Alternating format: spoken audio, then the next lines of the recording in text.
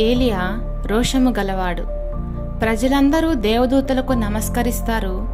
ఒక్క ఏలియా మాత్రమే రోషము కలిగి మన నిజమైన దేవుని స్తుతిస్తూ ఉంటాడు.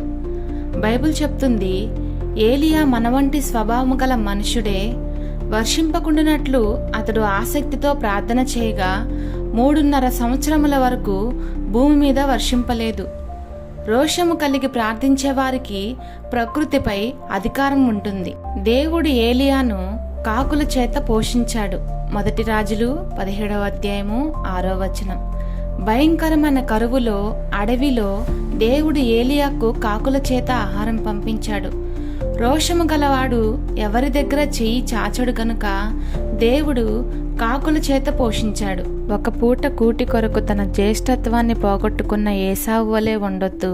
ఏలియా వలె రోషము కలిగి జీవించాలి. కోటి విద్యలు కూటి కొరకే, జానడు పొట్ట కోసం మాత్రమే. ఆకాశ పక్షులను చూడుడి, అవి విత్తవు, కోయవు, కొట్లలో కూర్చుకొనవు, అయినను మీ పరలోకపు తండ్రి వాటిని పోషించుచున్నాడు. మీరు వాటికంటే బహుశ్రేష్ఠులు కారా? నీళ్లను ద్రాక్షారసముగా మార్చిన దేవుడు, 5 రొట్టెలు 2 చిన్న చేపలు 5,000 మందికి పంచిపెట్టిన దేవుడు, పూరేళ్లను మన్నాను కురిపించి ఇశ్రాయేలీలను పోషించిన దేవుడు, ఇన్ని కార్యాలు చేసిన దేవుడు నిన్ను నీ కుటుంబాన్ని పోషించలేడా? మొదట నా నీతిని నా రాజ్యాన్ని వెతకండి అంటున్నాడు. అప్పుడు నీకు సమృద్ధిగా కలుగును అంటున్నాడు. బిడ్డల కొరకు, కుటుంబం కొరకు రోషము కలిగి ప్రార్థించాలి. ఏలియా ప్రవక్త జీవితంలో జరిగిన 7 అద్భుతాలు. ఏలియా ప్రార్థన చేయగానే 3 సంవత్సరాల పాటు వర్షం పడలేదు.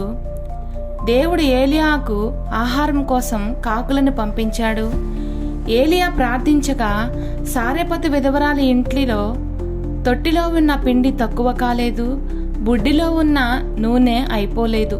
4వది, సారెపతు విధవరాలి కుమారుడు రోగి అయి ప్రాణము నిలువజాలనంత వ్యాధి గలవాడైను.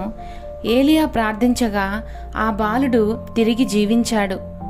5వది, కర్మేలు పర్వతంపై దేవుని అగ్ని దిగడం. దేవుడు ఏలియా ప్రార్థనకు స్పందించి ఆకాశం నుంచి అగ్ని పంపించాడు. 6వది, మళ్లీ వర్షాన్ని కురిపించడం. ఏలియా ప్రార్థించిన తరువాత 3.5 ఏళ్ల తర్వాత వర్షం పడింది. 7వది, ఏలియా జీవంగా ఆకాశమునకు ఆరోహణమయ్యాడు. ఏలియాను దేవుడు అగ్నిరథంలో పరలోకానికి తీసుకువెళ్ళాడు. మనము కూడా రూపాంతరము పొందేవారంగా ఉండాలి. ఒక మనిషి జీవితాన్ని కలిగి ఉండకూడదు. చర్చికి రాకముందు, రక్షింపబడకముందు. గొంగలి పురుగు వంటి జీవితం. గొంగలి పురుగును ఎవరూ ముట్టుకోరు. రక్షింపబడిన తరువాత సీతాకోక చిలుక వంటి జీవితం జీవించాలి. లోకంలో ఉన్న వాటి కొరకు రోషము ఉండక దేవునిలో రోషము కలిగి జీవించాలి. ఏలియా జీవితంలో నుంచి మనం నేర్చుకోవలసినవి: దైవ విశ్వాసం. ఏలియా నమ్మికతో దేవునిపై ఆధారపడ్డాడు. మనము అలాగే ఉండాలి. ప్రార్థనా శక్తి. అతని ప్రార్థనలకు దేవుడు అద్భుతంగా స్పందించాడు. మనం కూడా నిరంతరం ప్రార్థించాలి. ధైర్యం. సత్యం కోసం నిలబడే ధైర్యం మనకు అవసరం. దేవునిపై నమ్మకం ఉంచితే జీవితంలో అద్భుతాలు జరుగుతాయి. ఏలియా జీవితం నుంచి మనం విశ్వాసం, ప్రార్థనా శక్తి, ధైర్యం నేర్చుకోవాలి.